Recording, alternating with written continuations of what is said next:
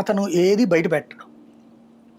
BJP central government ఏది బయట పెట్టదు. ఈ లోపు కానీ ప్రతి బడ్జెట్ లో మిడిల్ క్లాస్ కి ఎంతో కొంత ఊరట అనే కాన్సెప్ట్ అయితే కనిపిస్తుంది. అది ఎక్స్పెక్ట్ చేయొద్దు అంటున్నా నేను. ఎక్స్పెక్ట్ చేయకుండా మనం చూస్తే ఏదైనా వచ్చింది అనుకోండి హ్యాపీ, ఎక్స్పెక్ట్ చేశాక రాలేదనుకోండి తిట్టుకుంటాం. అది అంటే వచ్చే జరగబోయే ఎన్నికల దృష్టిలో పెట్టుకుని బడ్జెట్ వాళ్ళు ఎన్నికల దృష్టిలో పెట్టుకుని ఎప్పుడు బడ్జెట్ పెట్టడండి. ఎన్నికల దృష్టిలో పెట్టుకుని ఇప్పుడు జిఎస్టీ ఆ లెక్కన కిందసారి ఎందుకు పెట్టాలా? అప్పుడు తర్వాత ఏ ఎలక్షన్స్, ఉత్తరప్రదేశ్ ఎలక్షన్ ఎక్కడ బీహార్కి దానికి చాలా తేడా ఉంది. ఎలక్షన్ చాలా తేడా ఉంది కానీ చాలా రోజులు గ్యాప్ ఉంది.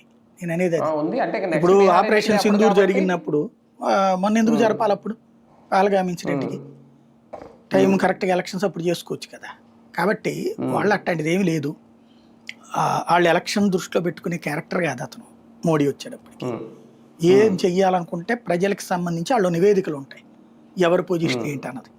దానికి అనుగుణంగా ఇప్పుడు ఏదో 2 రకాల ప్రచారం జరుగుతుంది.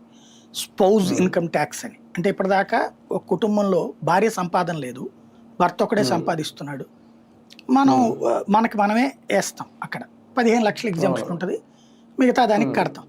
ఇప్పుడు భార్యకి భర్త కలిపి జాయింట్ ఇన్కమ్ ట్యాక్స్ డిక్లరేషన్ చెయ్యొచ్చు అంటే 30 లక్షల ఎగ్జామ్షన్ వస్తుంది కదా ఆటోమేటిక్గా.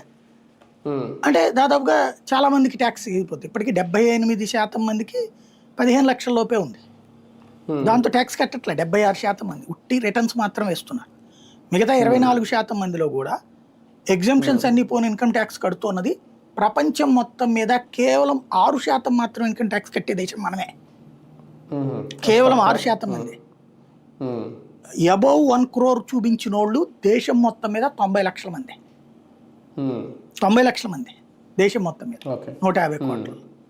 కాబట్టి మన దగ్గర చాలా ఉంది, ఇంకా ఏం జరుగుతుంది అనేది చూడాలంతే.